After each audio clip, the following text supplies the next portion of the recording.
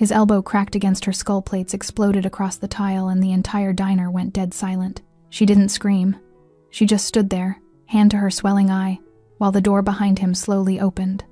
And when Franco Davila stepped inside and saw the blood, Ethan Henry had exactly 60 seconds left as the owner of that restaurant. If this story pulled you in, go ahead and subscribe so you never miss what's ahead. I've got another unforgettable story coming tomorrow. And while you're here, drop a comment and tell me where you're watching from.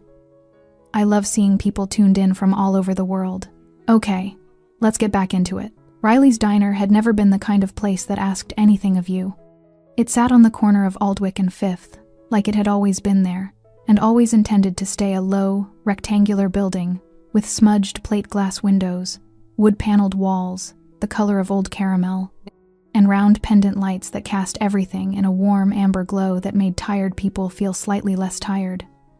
The laminate tabletops were scuffed at the edges. The chrome chair legs wobbled if you leaned wrong. The coffee had usually been sitting too long, but nobody who came to Riley's came for the coffee.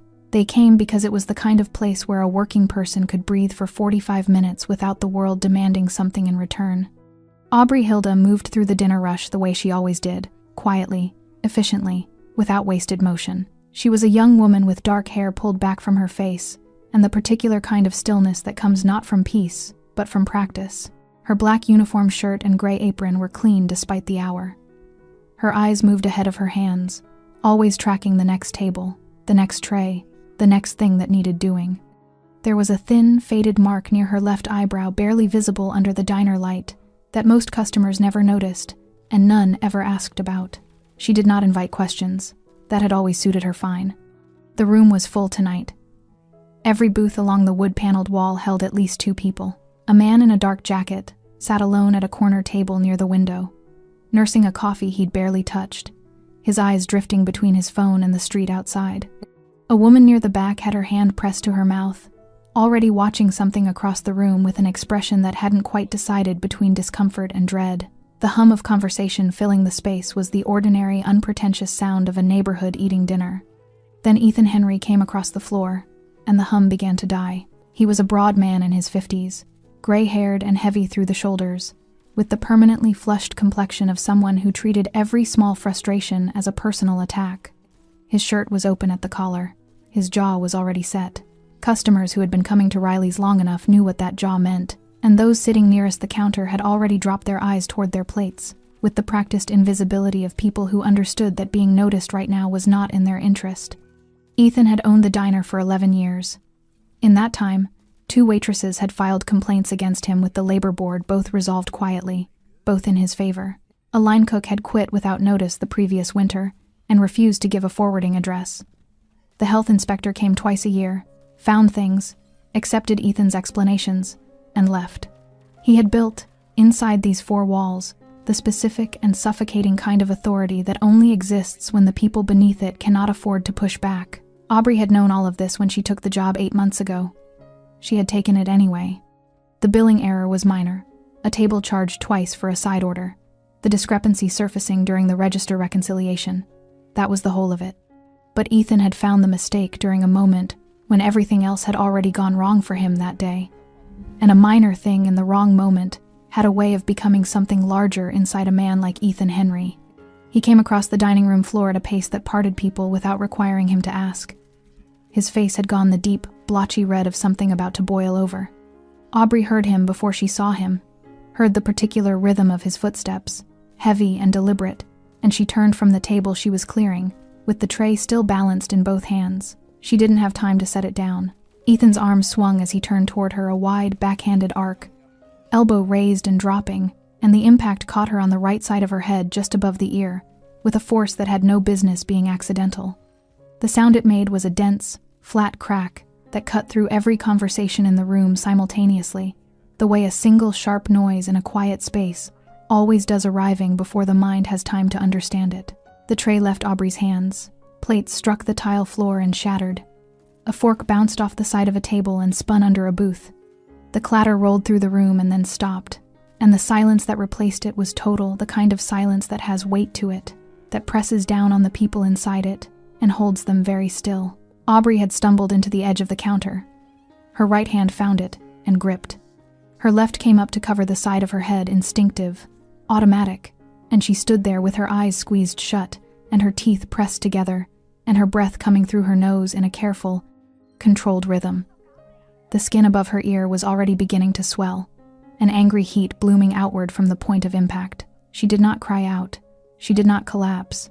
She just stood there, jaw set, hand pressed to her head in the particular way of someone who has learned through long, hard experience that showing pain in front of the wrong person only tells them they've found something that works. The woman near the back had both hands over her mouth now. The man in the dark jacket at the corner table had risen halfway from his seat. Ethan stood in the center of the floor, chest heaving, not yet understanding what his anger had just cost him. The whole room held its breath. The front door opened. No announcement, no entourage. Just the door swinging inward on the quiet evening air, and a man stepping through it into the amber light, lean and dark-haired, in a well-cut black suit with no tie, tattoos climbing the side of his neck and disappearing beneath his collar. He was not large the way Ethan was large. He was large in a different way entirely, the kind that has nothing to do with weight and everything to do with the stillness a person carries when they have spent a long time being the most dangerous thing in whatever room they enter. Franco Davila's eyes swept the room once unhurried, complete. They found the shattered plates. They found Ethan, still flushed and breathing in the center of the floor. And then they found Aubrey, hand pressed to the side of her face, jaw locked tight, the swelling already rising above her eye. Franco went very still. He had not planned to come here tonight.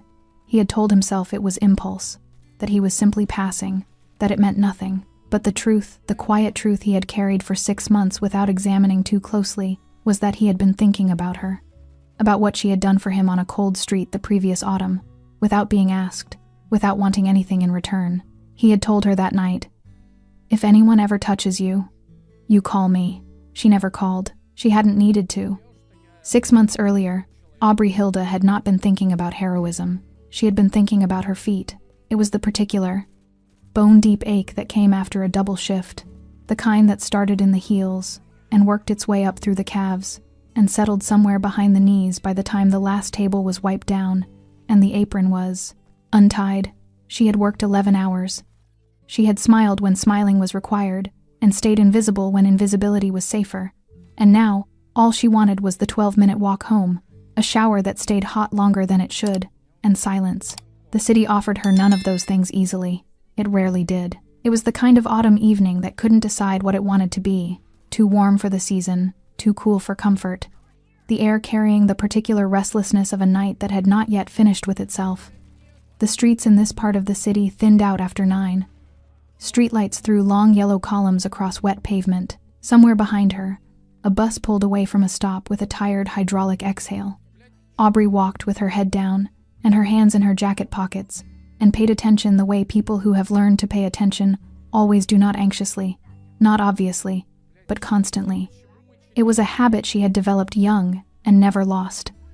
The kind of awareness that doesn't announce itself. It simply watches. That was why she noticed the car. It was parked along the curb on the east side of the block, a dark sedan, engine off, no one visible in the front seats. Ordinary enough. Except for the 2 men positioned behind it. They were standing too still.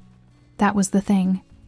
People who are waiting for something, a cab, a friend, a light to change, have a particular restlessness to them. A small, constant movement. These 2 men had none of that. Their stillness was deliberate, practiced. Their hands were visible but too quiet, and their eyes were locked forward with the kind of singular focus that belongs to people who have already made a decision and are simply waiting for the moment to execute it. Aubrey slowed without stopping. She followed the line of their gaze across the street. A black car had pulled up to the curb on the opposite side. The driver's door was opening. A man was stepping out tall, dark-jacketed, moving with the unhurried ease of someone accustomed to arriving places and having the room adjust itself accordingly. He was reaching back into the car for something. His back was to the street. Even from across the road, Aubrey knew who he was. Everyone knew who Franco Davila was. You didn't need to have met him. You didn't need to have any connection to the world he moved through. His name existed in the city the way certain weather patterns do present in conversations, felt in the atmosphere, understood without explanation. He was not the kind of man who required an introduction. He also, in this particular moment, had no idea what was about to happen behind him. The two men had shifted. Their weight had moved forward.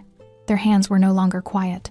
Aubrey processed all of this in the space of perhaps 2 seconds. Later, she would not be able to explain the decision with any precision.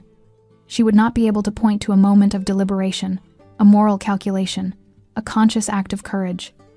There was none of that. There was only the sudden, wordless understanding that something was about to happen, and that she was the only person in the street who could see all of it at once. And then her body was already moving before her mind had finished forming the thought. She ran, not away, toward. She crossed the street in 7 or 8 strides, and the sound of her footsteps must have registered somewhere in Franco's awareness, because he was beginning to turn when she hit him shoulder into his ribs, her full weight driving forward, and the force of it took them both down hard onto the pavement, just as the gunshots tore through the air above them. 2 shots, then a third. The sound of them was enormous and immediate, and then the street was chaos. A car alarm triggered somewhere down the block.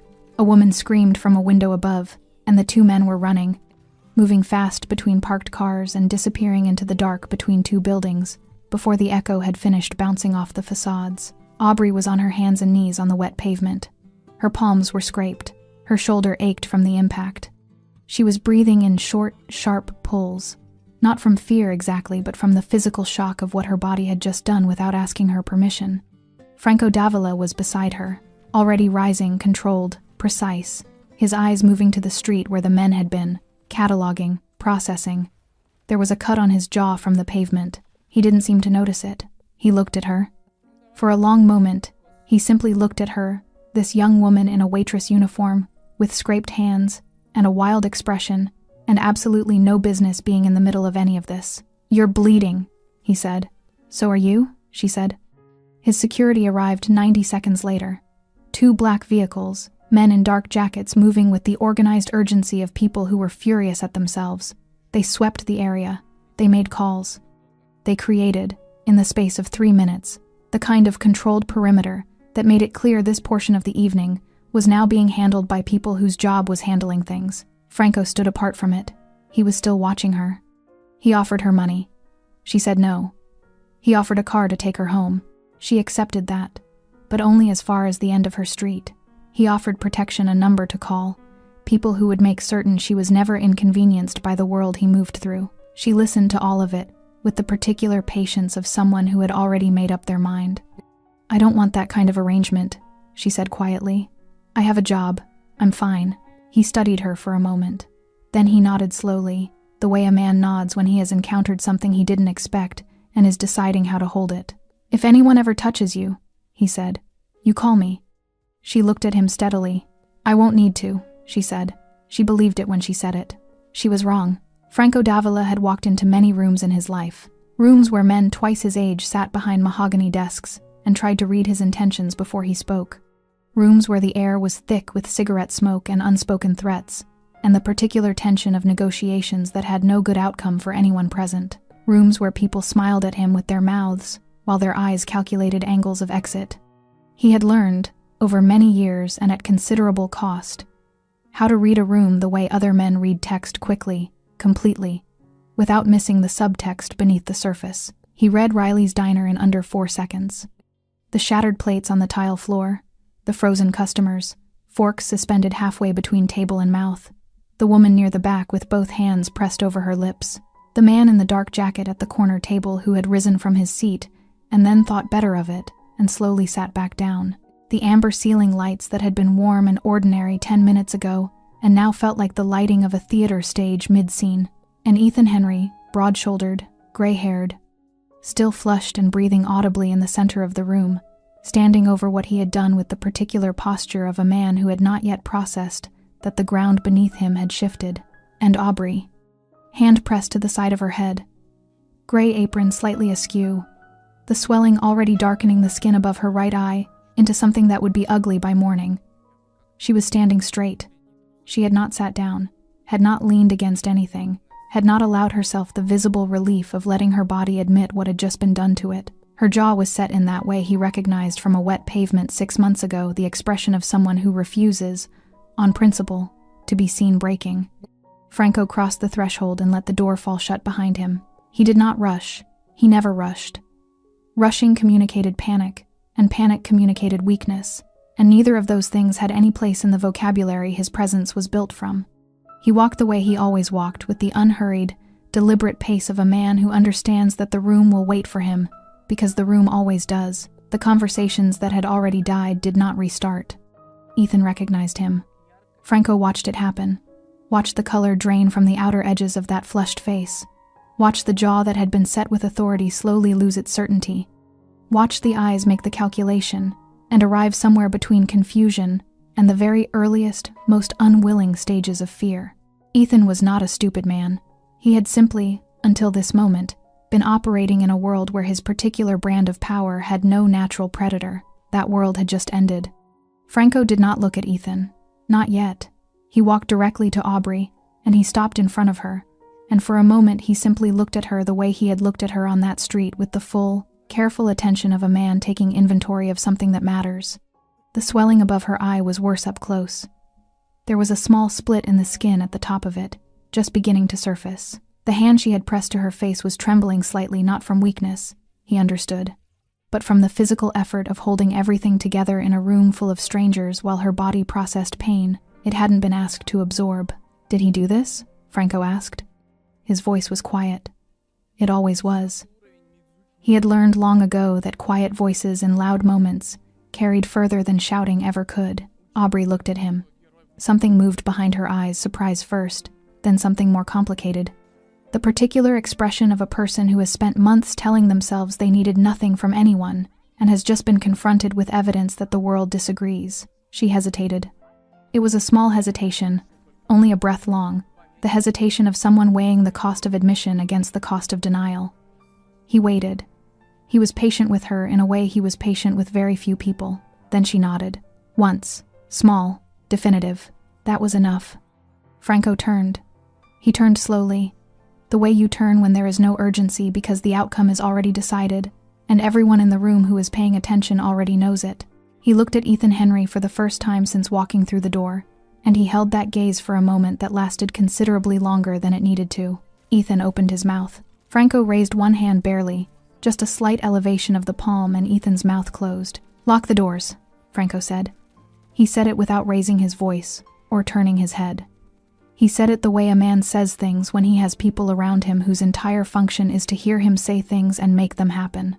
Two men who had entered quietly behind him and taken up positions near the entrance, without anyone quite noticing when moved to the door. The deadbolt turned. The open sign in the window, those bright red letters visible from the street, clicked off. The sound of the bolt was small. In the silence of that room it was enormous. A customer near the window shifted in his seat. One of Franco's men looked at him, not threateningly, not with any expression at all, and the customer stopped shifting and looked back at his plate. Ethan was breathing differently now. The flush in his face had undergone a transformation, no longer the red of anger, but the red of something far less comfortable. He was a man who had built 11 years of small dominance inside these four walls, and he was experiencing, perhaps for the first time, what it felt like to be inside a room that no longer belonged to him. Franco looked at Aubrey once more. The swelling above her eye, the careful, controlled stillness of her, the way she stood in the wreckage of the tray she had been carrying, surrounded by the shattered evidence of what had been done to her, and refused to look like a victim. He had told her 6 months ago on a cold street, "If anyone ever touches you, you call me." She hadn't called, but fate, it turned out, had its own sense of timing. He turned back to Ethan. "You hit her," Franco said. The words were soft, almost gentle. They landed in the room like stones dropped into still water, quiet on entry, but the ripples moved outward and touched every wall. Ethan opened his mouth again. "She works for me. It was a mistake," she disrespected. "You hit her," Franco said again. Same words, same quiet, no variation in tone whatsoever. But this time, the weight behind them was different. This time, it carried everything 6 months of memory. One cold pavement, bullets tearing through dark air, a young woman with scraped palms who had asked for nothing and been given a promise in return. The promise was being kept now. Ethan just didn't know yet how much that was going to cost him. Ethan Henry had not always been this man. That was the thing about him that nobody in Riley's diner knew, because nobody in Riley's diner had known him long enough, and because the version of himself he had become over 11 years had buried the earlier version so thoroughly that even Ethan himself rarely encountered it anymore, only occasionally, late at night, in the particular quiet that follows a second drink, when the defenses came down just enough to let something older and softer surface briefly before he pushed it back down. He had opened the diner at 41 with borrowed money and genuine hope. That was the truth of it. The uncomfortable, inconvenient truth that sat beneath everything else like a foundation crack present, structural, ignored. He had wanted, in the beginning, to build something honest, a neighborhood place, somewhere that fed people and employed people, and existed as a small, decent contribution to the fabric of a city that had more than enough indecency already. He had that in him once, the wanting of good things. The borrowed money had come from 3 sources: a bank loan at an interest rate that seemed manageable until the first slow season hit, a private investor, a quiet man named Aldrich Bauer, who wore good shoes and asked very few questions, and expected, in return, a monthly arrangement that Ethan had not fully understood the implications of until he was already 18 months in, and the paperwork was long signed. And his own savings, 11 years of working for other people in other kitchens, set aside carefully, spent in 6 months. The slow seasons kept coming. A kitchen fire in year 3 cost him $40,000 and 3 weeks of closure. A failed health inspection in year 5, genuinely accidental. A refrigeration unit that failed overnight cost him his liquor license for 4 months, and the dinner crowd that had only just begun to solidify. A lawsuit from a former employee in year 7, filed by a woman who had worked the morning shift and claimed wrongful termination, settled quietly out of court for a sum that Ethan paid in installments that were still, technically, ongoing. Each of these things had taken something from him. Not just money, something else, something harder to name and harder to replace. The slow, grinding accumulation of financial pressure had done to Ethan Henry what it does to certain kinds of men. It had converted his fear into aggression and his vulnerability into cruelty. And it had done both of these things so gradually that there had never been a single moment he could point to and say, "That is where I changed." It had happened the way erosion happens, quietly, continuously, without announcement. He had started small. A sharper tone with staff when orders were wrong. A coldness that replaced what had once been patience. The first time he raised his voice at an employee in front of customers, a waitress named Petra, who had been with him since year 2. He had apologized afterward, genuinely, uncomfortably, with real remorse. Petra had accepted the apology and given her notice 2 weeks later. He did not apologize the second time. By year 8, the staff turnover at Riley's was the highest it had ever been. By year 9, he had stopped interviewing candidates and simply hired whoever applied, because the pool of people willing to work for him had narrowed considerably. By year 10, the complaints had started 2 formal ones, filed with the labor board, both navigated with the help of a lawyer whose fees went onto a credit card that was already carrying more than it should. The complaints disappeared. The debt did not. Aldrich Bauer's monthly arrangement had evolved over 11 years into something with considerably more teeth than the original paperwork suggested. The loan from the bank had been refinanced twice.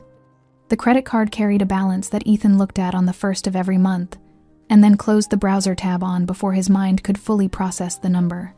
The restaurant was, on paper, operational.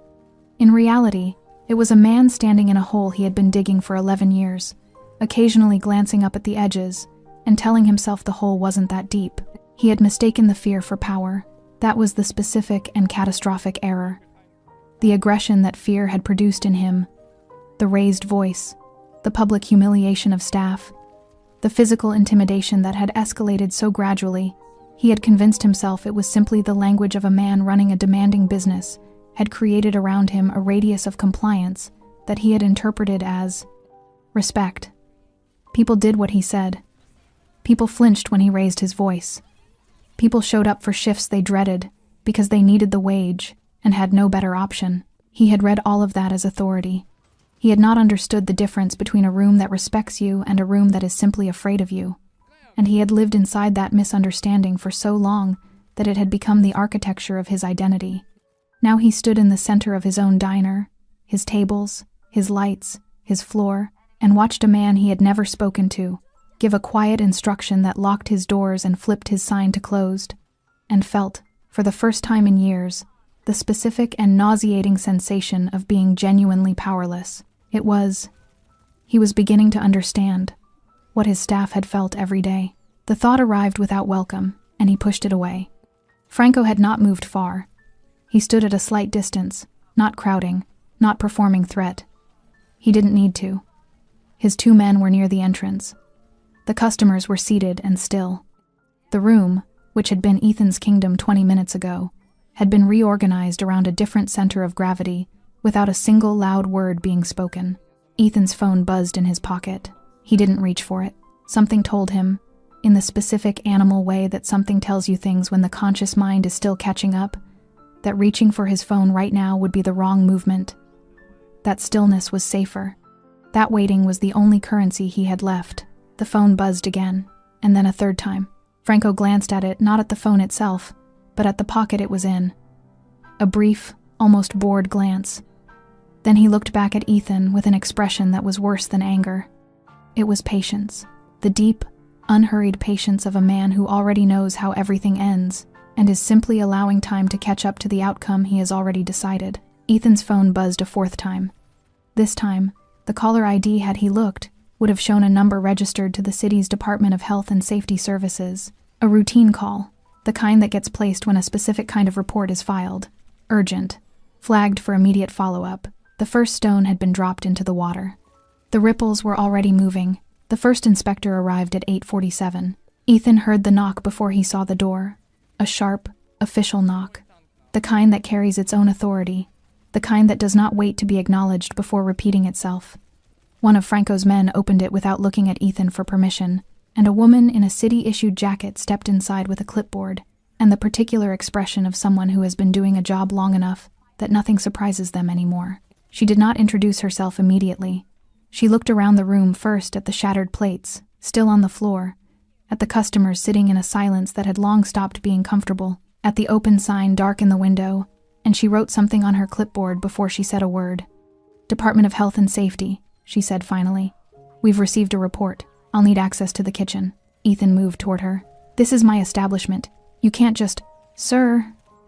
She looked at him with the calm, immovable patience of a municipal employee who has been interrupted mid-sentence by restaurant owners many times before and has developed an institutional immunity to it. "I have authorization. The kitchen, please." Ethan looked at Franco. It was involuntary, the look. He hadn't intended it, hadn't decided to do it, but his eyes moved to Franco the way eyes move toward the most powerful thing in a room, when the mind is overwhelmed and looking for something to orient itself against. Franco was standing near the counter, arms loose at his sides, watching the exchange with the expression of a man observing something mildly interesting. A chess match, perhaps, between players of unequal skill. Franco said nothing. He didn't need to. The inspector disappeared into the kitchen.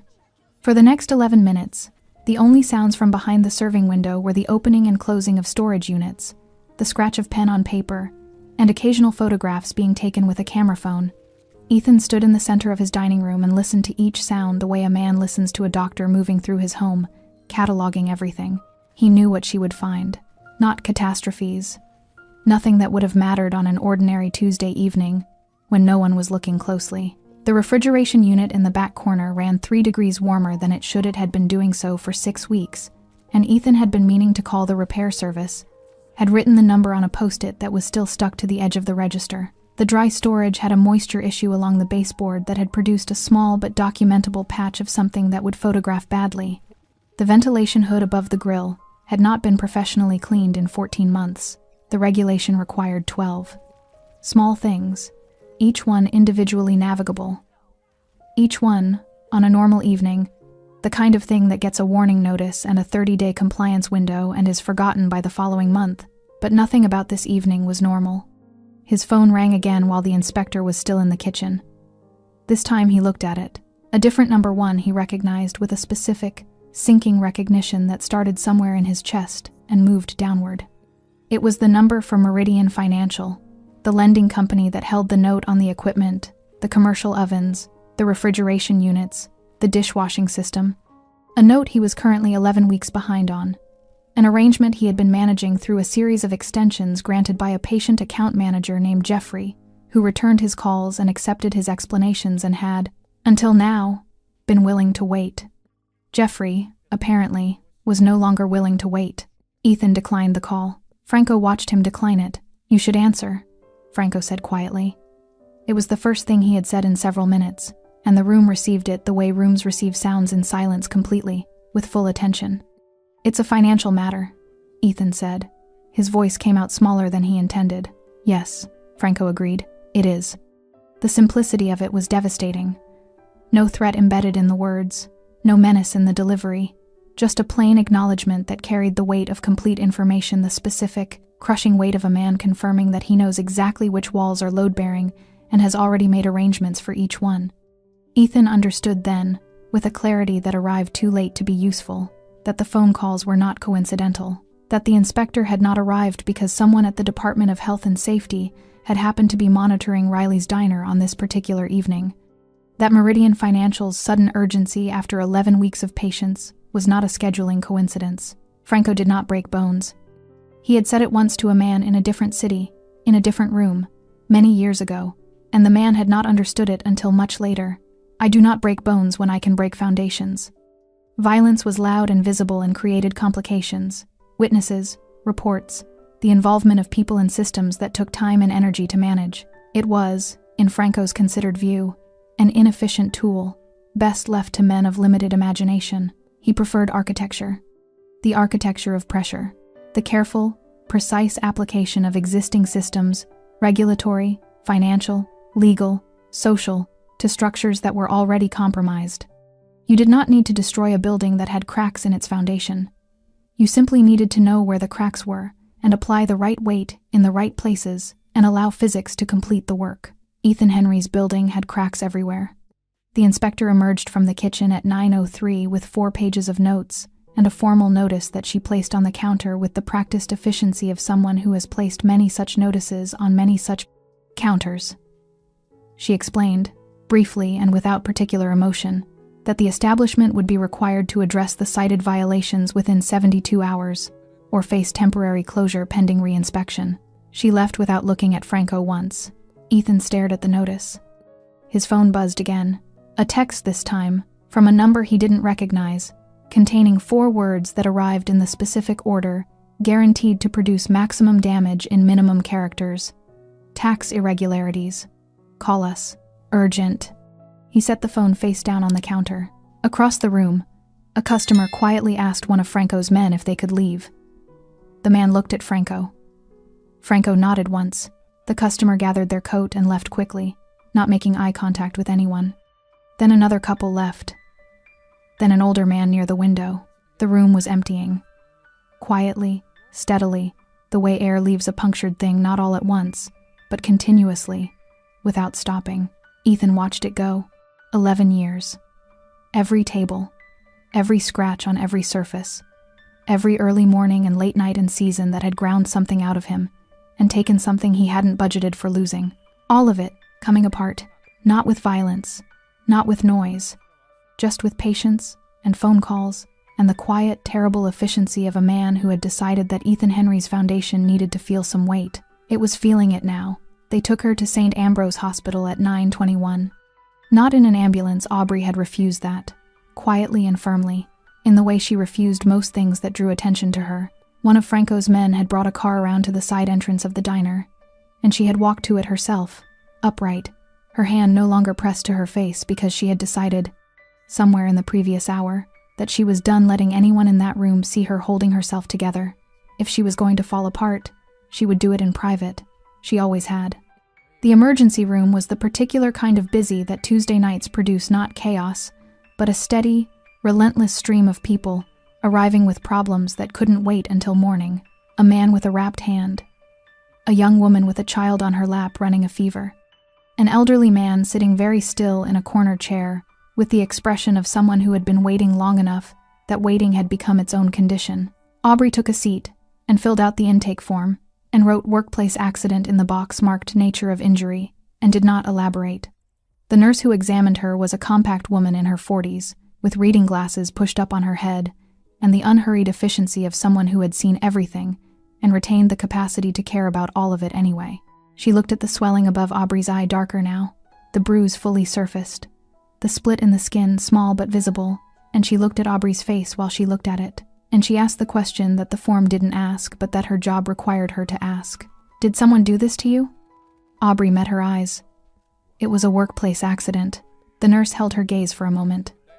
Then she wrote something on the chart and continued the examination without pressing further, because she had learned, over many years, that pressing further in this particular type of moment rarely produced what it was intended to produce, and sometimes produced the opposite. What she wrote on the chart was her own assessment, separate from what the patient had said, and it would remain there in the record regardless of what anyone chose to call it. The diagnosis was a moderate contusion above the right orbital bone, no fracture, no concussion, though they kept her for observation for 90 minutes to be certain. They gave her ice and something for the pain, and told her to follow up with her own doctor within 48 hours, and to return immediately if the headache worsened or her vision changed.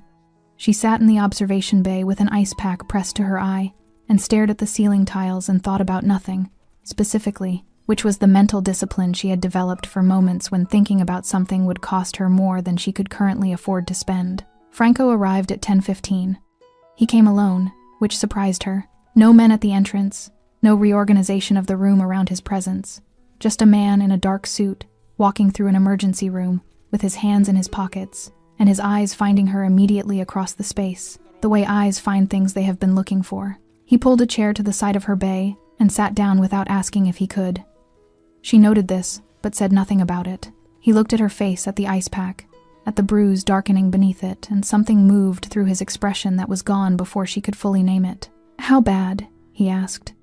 "Manageable," she said. "That's not what I asked." She looked at him steadily.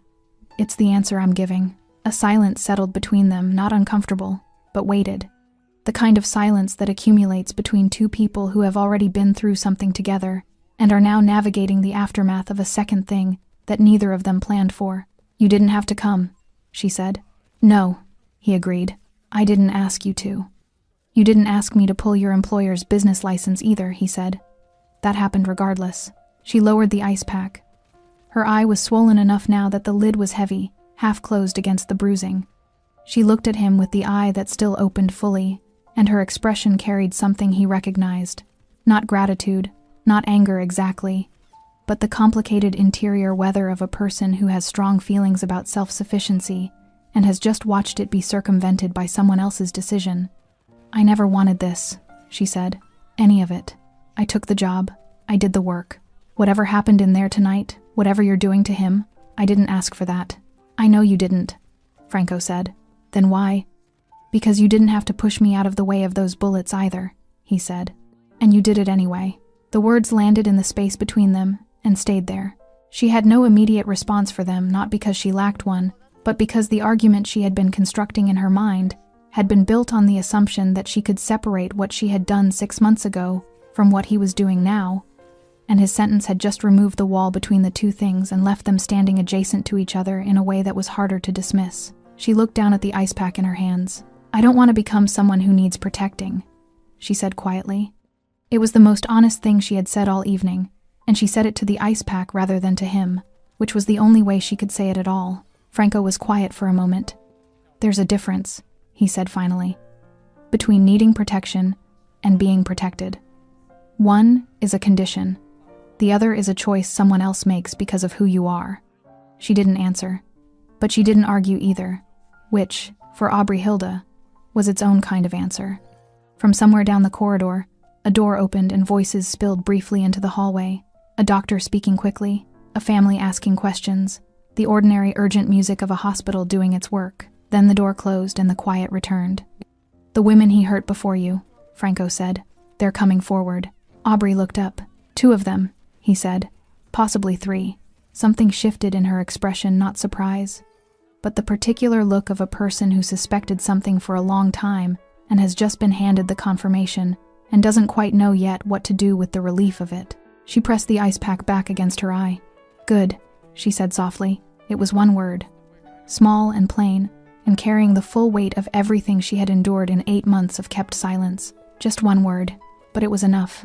They met in the shuttered diner at 11 the following morning. Franco had arranged it. Not through negotiation, there was nothing to negotiate. And both men understood this, but through a phone call made by one of his people to Ethan's cell at 7:45, while the city was still deciding what kind of day it intended to be. The message had been brief and specific. The address, the time, the instruction to come alone.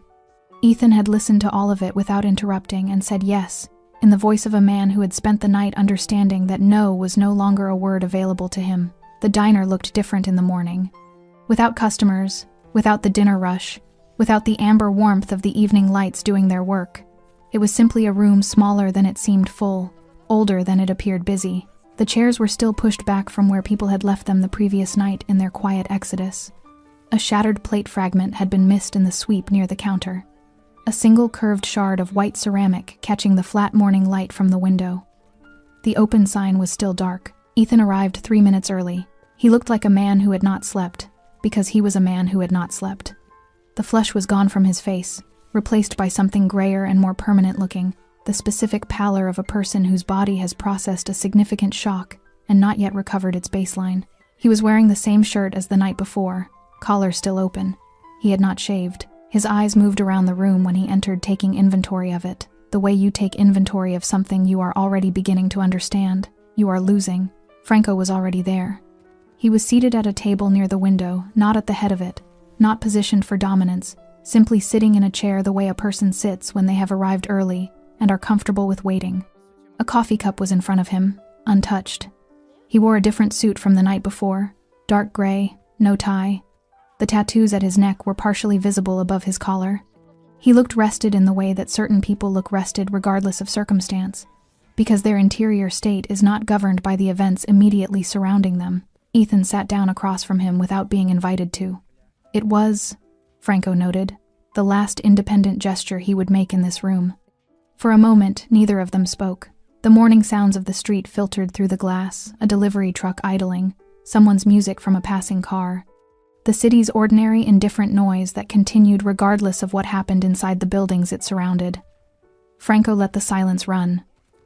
He was patient with silences. He understood that silence, applied correctly, did more preparatory work than most opening statements. Ethan broke first. "Whatever you think happened last night." "I know what happened last night," Franco said. "I was there." Ethan stopped, recalibrated. He pressed his hands flat on the table, a grounding gesture. Aubrey might have recognized it, the instinct to find something solid when everything else is moving. "I've been running this place for 11 years, Ethan said. 11 years. I've employed people in this neighborhood, fed people, kept the lights on through things that would have finished most operations twice over. That has to count for something." Franco looked at him with an expression that was not unkind, exactly, but was completely without give. "It counts for what it is," he said. "It doesn't offset what you did. It was a moment, one moment.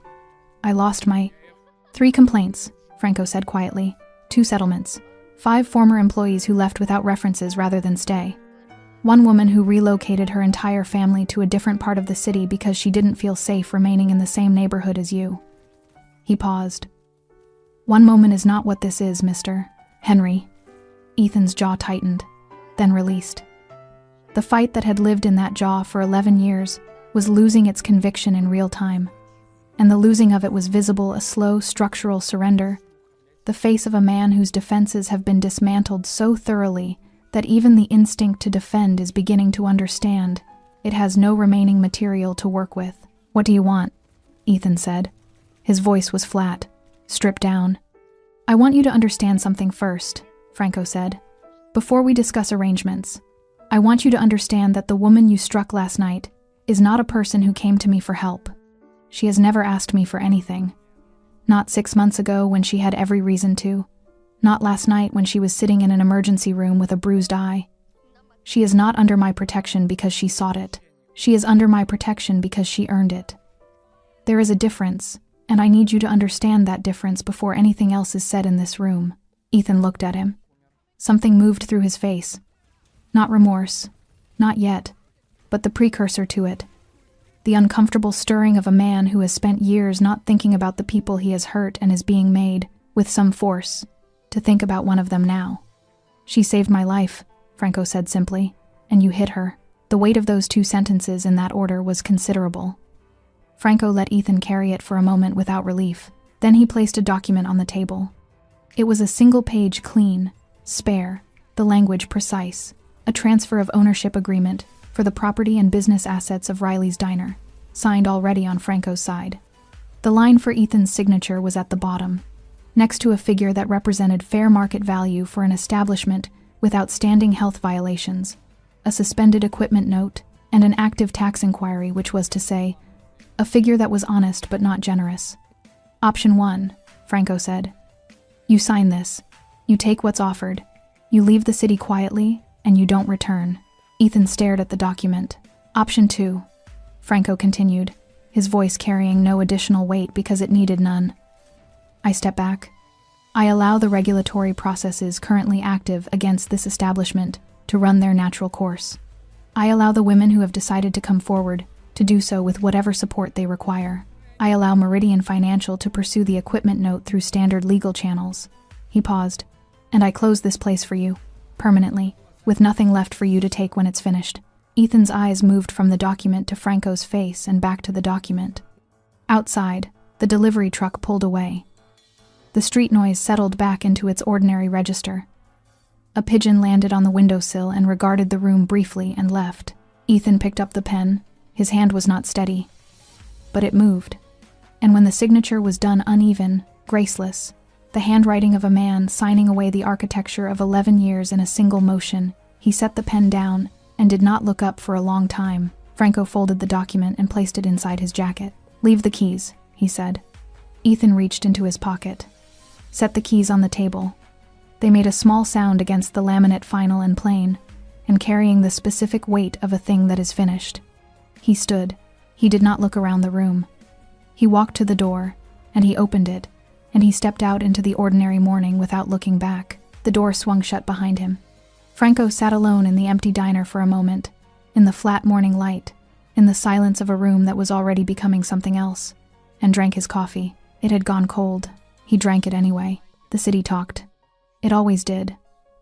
That was the nature of neighborhoods like this one, tight-grained, long-memoried, the kind of place where news traveled not through screens and notifications, but through the older, more reliable infrastructure of people who knew each other's business, because they had been standing close enough to each other for long enough that proximity had become its own form of intimacy. Word moved through Aldwych and Fifth the way weather moves through a corridor quickly, completely, touching everything it passed. By Wednesday morning, every regular who had eaten at Riley's in the past year knew something had happened. By Wednesday afternoon, the shape of what had happened had become clear enough that the specifics were almost secondary. By Wednesday evening, the name Franco Davila had been spoken in connection with the diner enough times that even people who had never set foot inside the place understood the basic architecture of the story. The closed sign stayed dark in the window. People walked past it on their way to work and slowed without fully stopping, the way people slow when they pass the sight of something they weren't present for but feel connected to anyway. A woman who had worked the morning shift at Riley's 3 years ago and left without giving a reason stood on the opposite sidewalk for a long moment, looking at the darkened window, and then walked on without speaking to anyone. The man in the dark jacket, the one who had been sitting at the corner table during the incident, who had risen halfway from his seat when Ethan's elbow connected, and then sat back down, told the story to 4 people over the course of 2 days. He told it accurately, which was unusual for stories of this kind, because he had been close enough to see everything clearly, and was the sort of person whose memory for detail was better than his discretion about sharing it. By the time his version reached the 6th person, it had accumulated 2 additional details that he had not included, and lost one that he had. This was also usual. What remained consistent across every version, across every telling, across every kitchen table and corner store and bus stop where the story landed, was the central image. A young waitress with a bruised eye, standing in the wreckage of what she'd been carrying, not crying, not collapsing, holding herself together in a room full of strangers, while something shifted around her that she hadn't asked for and couldn't have stopped. That image traveled. It had the quality that certain images have, simple, visual, morally unambiguous, that makes them resistant to distortion.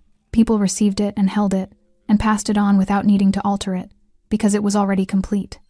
What also traveled, more slowly and through different channels, was the other part of the story, the part about the ambush, the cold street.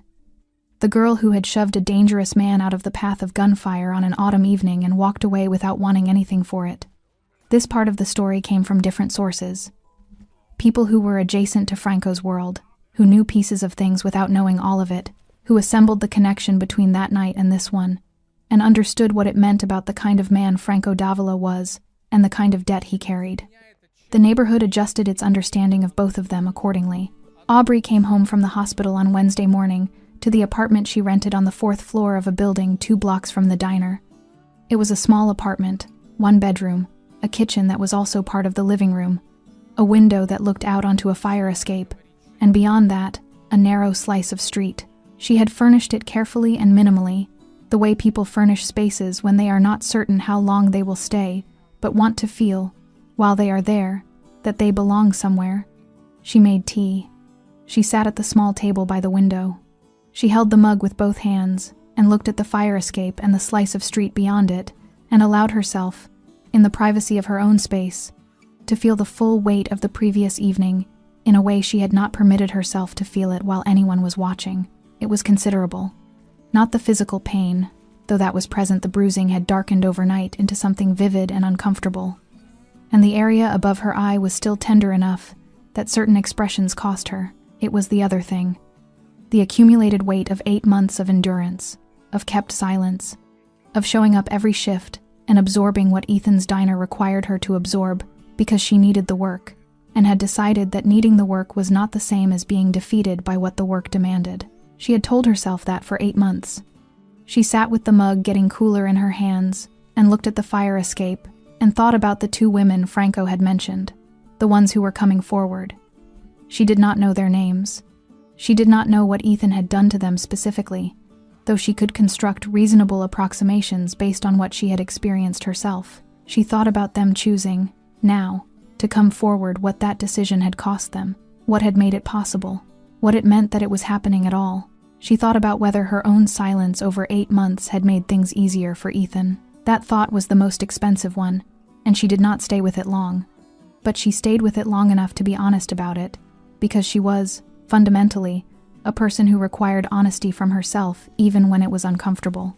Especially then, her phone had 17 unread messages. Most were from coworkers, the other waitstaff, the kitchen workers, people who had heard versions of the story and wanted confirmation or wanted to express something and didn't quite know the right words for it. One was from a woman named Dora who had worked the evening shift with Aubrey for 4 months before leaving abruptly in the winter. The message from Dora was 3 sentences long. It said, "I heard what happened. I should have said something when I was there. I'm sorry I didn't." Aubrey read it twice. Then she set the phone down and looked at the fire escape again, and felt something release in her chest that she hadn't fully known was held. Not forgiveness, exactly not yet, and not for Dora to grant or withhold anyway, but something adjacent to it. The recognition that she had not been alone in her silence, that other people had made the same calculation she had made, for the same reasons, with the same weight of consequence behind it, and had arrived at the same insufficient answer. That did not fix anything, but it changed the shape of it. By Thursday, 3 former employees of Riley's Diner had submitted formal statements to the labor board. The statements were detailed and consistent in the ways that matter, independent accounts that converged on the same patterns of behavior, the same climate of intimidation, the same specific kind of fear that Ethan had cultivated over 11 years and called something else. The board opened a formal investigation. The news reached the neighborhood through the usual channels and added another layer to the story that was already accumulating. People who had been uncertain about what to make of Franco Davila's involvement, the discomfort of a powerful man inserting himself into a situation that the law should have handled, the question of what it meant that justice had arrived wearing a dark suit and no tie, rather than a badge, found the uncertainty shifting. Not resolving cleanly, because these things rarely did, but shifting. Aubrey's name was in none of the formal statements. She had not submitted one herself. Not yet.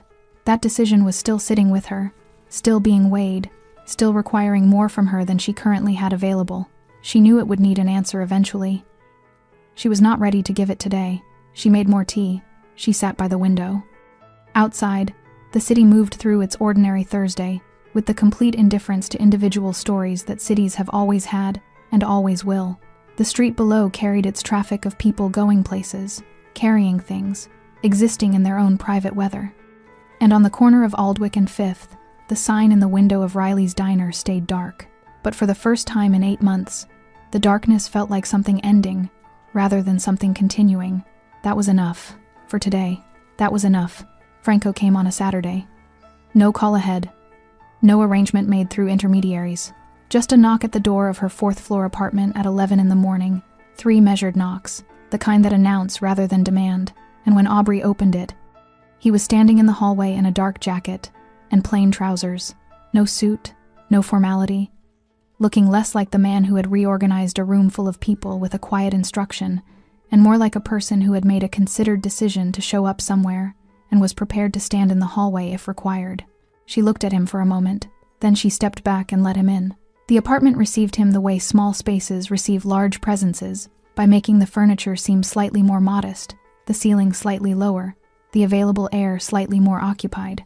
He stood near the door and took in the room without comment. The careful, minimal furnishing, the books stacked horizontally because there was no proper shelf, the small table by the window with the mug on it that was always there because she was always drinking tea, the fire escape beyond the glass catching the flat Saturday light. "Sit down," she said. He sat at the table. She put the kettle on, because it was what she did when she needed something to do with her hands, and she stood at the kitchen counter while it heated and looked at him across the small distance of the room. The bruising above her eye had moved through its full spectrum over the past days. The vivid purple of the first morning, the complicated greenish yellow of the middle days, and now a fading shadow that was still visible, but no longer the first thing a person's eyes went to when they looked at her face. The split in the skin had closed. She would not scar from it, the doctor had said. There would be nothing permanent. She was still deciding how she felt about that. "I found a property," Franco said. She turned from the counter. "I haven't agreed to anything. I know. I'm telling you about a property." She held his gaze. He returned it with the patient equanimity that she had decided, over the course of knowing him in this limited and unusual way, was either the most disciplined or the most natural thing about him. She couldn't determine which, and suspected it had long since become both. She poured the tea and brought 2 mugs to the table and sat down across from him. "Tell me about the property," she said. It was on Mercer Street, 3 blocks east, a corner unit on the ground floor of a building that had good light and a kitchen that had been used commercially before and retained the infrastructure for it. Not large. Not the kind of place that aspired to be more than a neighborhood establishment. 12 tables, perhaps. A counter with stools. The kind of space that asked nothing of you and gave you exactly what you needed. She listened to all of it without interrupting. "I don't want charity," she said when he finished. "It isn't charity. It feels like charity." "Most things that are given freely feel like charity," he said. "That doesn't make them the same thing." She wrapped both hands around her mug, that gesture he had seen before. In the hospital. The grounding instinct of a person whose relationship with warmth had always been partly practical and partly something else. She looked at the fire escape, then back at him. "You could have left it alone," she said, "after that night. You made your point. Ethan is gone." The women came forward. "It's done." "You could have left me alone." "I could have," he agreed. "So why didn't you?" He was quiet for a moment. Not the silence of a man choosing a strategic answer, but the silence of a man being honest with himself before he speaks, which is a different quality of silence entirely. "Because what you did that night cost you something," he said. "Not materially, but something. You spent 8 months in a job that was grinding you down because you wanted to live honestly and on your own terms, and part of why you stayed in that job past the point you should have was because you refused to let what happened on that street change the conditions of your life. You refused to use it, refused to let it become an arrangement." He paused. "That kind of integrity is expensive. I've seen enough of its opposite to know." She didn't speak. "This isn't me changing the conditions of your life," he continued. "This is me acknowledging the cost of yours." The kettle had long since boiled. The tea in the mugs was cooling toward the temperature that tea always reaches when real conversation is happening and no one is managing it carefully. Outside, a child's voice rose briefly from the street below and was absorbed back into the general noise of the city going about its Saturday. Aubrey looked at her mug. "I want my name on the deed," she said. "It will have your name on the deed. I want it structured as a business. Legitimate. Clean. I handle the operations. I make the decisions. All of them. Yes. And I pay you back. A proper arrangement. Terms I agree to. Not a gift." She looked up at him. "A debt I clear on my own timeline." Something moved through Franco's expression, not quite a smile, but the near neighbor of one, the particular expression of a man who has encountered something he respects and is allowing himself to show it. "Those are reasonable terms," he said. She extended her hand across the small table. He looked at it for a moment. Then he took it a brief, firm handshake. The kind that means something because the people doing it have decided it means something. "When can I see the property?" she asked. "Monday," he said. "If you want." She nodded, picked up her mug, drank her tea. He drank his. The Saturday morning held them both in its ordinary light, in the small apartment above the fire escape, in the particular quiet of two people who have arrived, through an unlikely series of events, at something that resembles not friendship exactly, not yet, but the solid, unornamented beginning of trust. It was, Aubrey thought, enough to build from. The grand opening was on a Thursday. Aubrey had chosen Thursday deliberately. Not a weekend, with its implication of occasion and spectacle. Not a Monday, with its associations of obligation and reluctant beginning. Thursday was a working day, an ordinary, unpretentious day that asked nothing of the people who lived through it, and made no promises about what came after.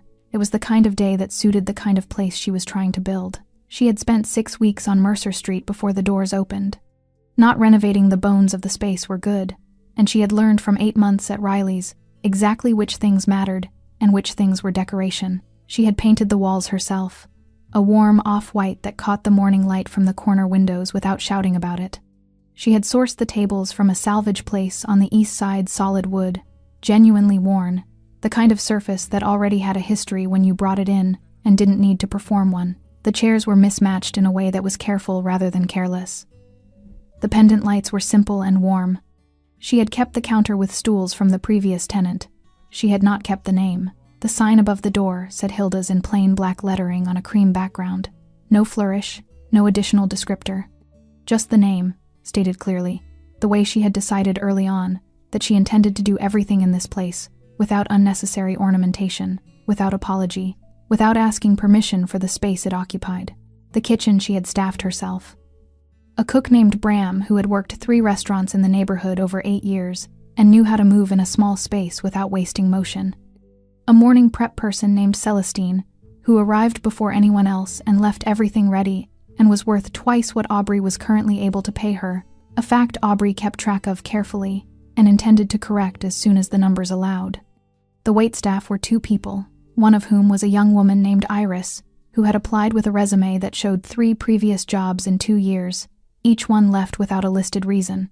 Aubrey had looked at the resume and looked at the young woman sitting across from her in the not-yet-open restaurant and recognized something in the careful way she held herself and had hired her on the spot. She did not explain why. She didn't need to. The first customers arrived at 7:45, before the official opening at 8, because the smell of coffee and something baking had reached the street, and the street had its own opinion about waiting. Aubrey unlocked the door and let them in, and poured the first coffee herself, and set it on the counter in front of a man in a work jacket who had been coming to this corner for years, and looked around the new space with the particular expression of a neighborhood person encountering something that feels right, without being able to immediately say why. "Good place," he said. "Thank you," she said. By 9, the counter was full.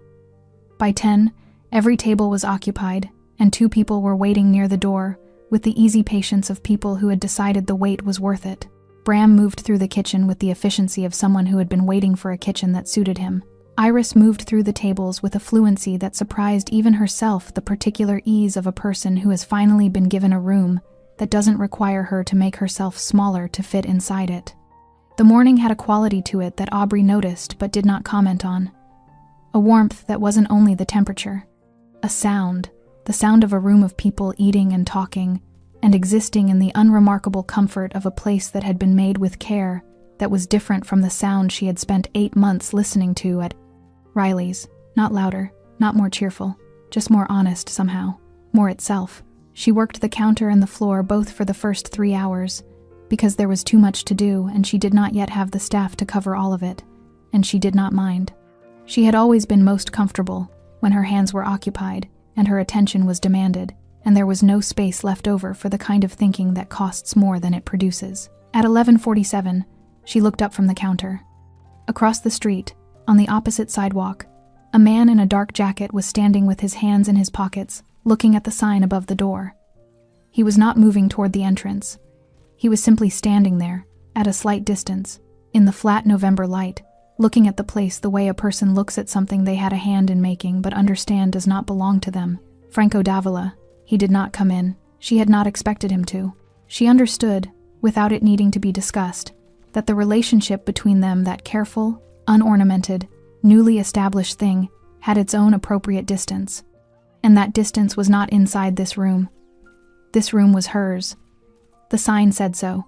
The deed said so. The 6 weeks of work, and the carefully sourced tables, and the deliberate mismatched chairs, and the name stated plainly above the door, all of it said so. He was on the outside of it.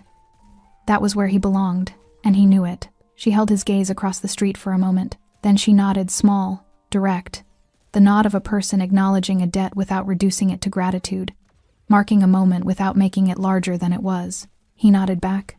Then he turned and walked away down the street, and the city absorbed him the way it absorbs everything completely, without ceremony, without marking the passage of the particular or the significant, and she turned back to the counter, where someone was waiting for a refill, and the morning was full and warm and entirely, completely hers. On the corner of Aldwych and 5th, 3 blocks west, the sign in the window of the old Riley's diner was still dark. It had been dark for weeks. It would stay dark. Some doors, once closed, are meant to stay that way, not as punishment, not as monument, but simply as the necessary ending that makes room for everything that comes after. Aubrey poured the coffee. The room filled with its own sound, and outside, the city moved on. Thanks for sticking with this story until the very end. You're the reason these stories feel alive. If you're ready for another powerful journey, just tap the next video on your screen. And before you go, leave a quick comment and rate this story from 1 to 10. I'm excited to read your thoughts and connect with you in the comments. Мораль. Когда ты заходишь в интернет и видишь, как люди там в Дубае летают, покупают себе огромное количество автомобилей какие-то. Ну, много всего такого, что ты за эту зарплату себе никогда в жизни позволить не сможешь. И как человеку оставаться морально типа сильным? Что ему нужно делать? Ну, наверное, во-первых, это, наверное, все от семьи исходит, да? То есть, какая семья у тебя, как она построена. Если ты один живешь, это сложно, да, ты будешь сам себя, но у тебя, опять-таки, возможно, ну, родители, если есть, которые, друзья, поддержат тебя в какой-то момент, хотя бы просто отвлекут тебя от этих мыслей.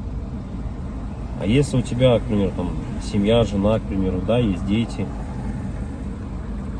тут, наверное, поддержка только от них исходит какая-то. Вот. Чтобы не упиваться в своих мыслях о том, что какая нынче сложная жизнь. И, наверное, других-то вариантов, в принципе-то, и нету. Какие вот еще варианты, в принципе, изменить, поменять свою жизнь настолько, чтобы она была, ну, казалась тебе удачной, да, реализованным себя в жизни, в чем-то. В чем, вот как проявляется на самом деле у нас реализованность? Наверное, у 90% случаев это финансовое благополучие, финансовая независимость. Это, наверное, одно из таких ключевых моментов, когда человек, наверное, считает себя реализованным, да, в этой жизни. То есть, как добиться этого? То есть, с учетом того, что даже возьмем нашу страну, да, сколько миллионов людей здесь живет, как каждому добиться этого результата? Непонятно. И с каждым годом просто ситуация становится все хуже и хуже. Все дорожает, люди зарабатывают либо столько же.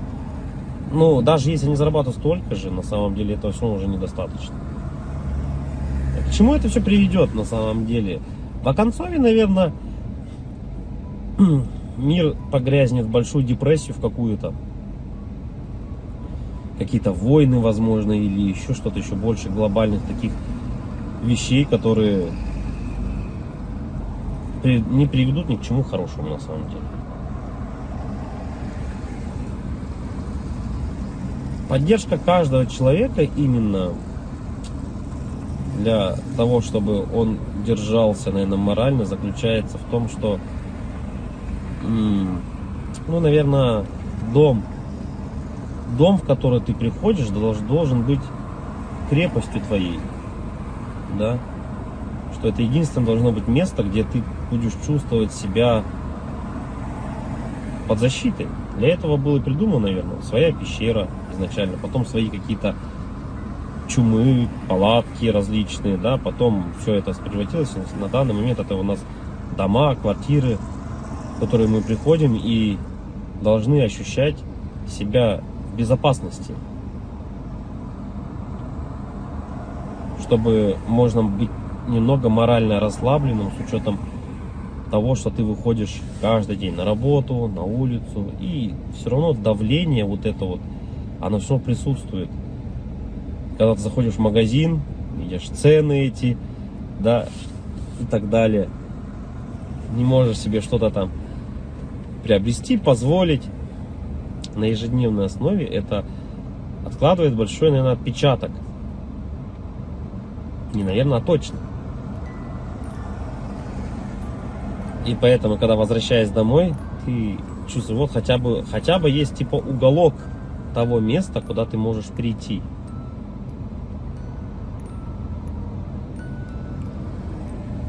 Уголок на самом деле человеку много тоже не надо. Можно хотеть большего, но на самом деле человеку одному много не надо. Да? Ему нужно спальное место, спокойное место, где можно подумать. Ну, это когда ты один, к примеру, да? Когда у тебя есть семья, к примеру, ты приходишь домой, опять-таки, и тут хотя бы, да, поговорить о каких-то вещах. Просто об отрешенных вещах, наверное.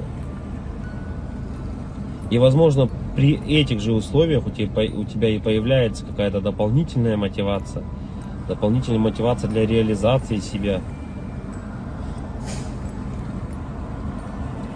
А когда у тебя нету ничего, вот это уже становится проблемой. И это у многих на самом деле. Что значит не иметь ничего?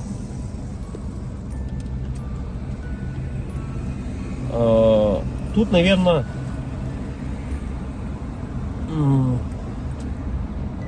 самое главное, дизмораль у человека еще возникает при том, что это уже, наверное, где-то в глубине души даже она возникает при даже хорошей финансовой подушке такой, которая у тебя есть, хороших финансовых деньгах, да, то есть, но нету вот внутреннего ощущения, к примеру, дружбы, семьи, любви и так далее. Это уже отдельно на самом деле разговор, потому что мы, вот, к примеру, можем взять, как сейчас вот Мелстрой, если кто-то смотрит, насколько тяжело обладать такими финансами и не иметь, по сути, ничего. Ни друзей, ничего не иметь. Так главное это получается для бедных главное деньги, для богатых главное какое-то внутреннее ощущение нужности, не из-за денег. Вот такое вот. И эта борьба какая-то такая и вот эти два слоя общества, богатые и бедные, они друг друга не понимают. На самом деле из-за этого, возможно. Потому что богатый человек, он уже не смотрит на деньги, он не считает эти деньги. Ему важно внутреннее вот это вот ощущение того, что он нужен без них даже. Это как Тони Старку сказали: а кто ты без костюма? На вот это я филантроп, тудым-сюдым, он сказал, да? Так и человеку, у которого много денег, ты задашь вопрос: а кто ты без денег? Ну, что ты представляешь себе без денег? Вот и это, наверное, возможно, таких людей богатых, как вот, например, там Мелстрой, задав ему этот вопрос: а кто ты без денег? Он на него ответить-то и не сможет. Обратная сторона людей бедных, да, вот если мы посмотрим, человеку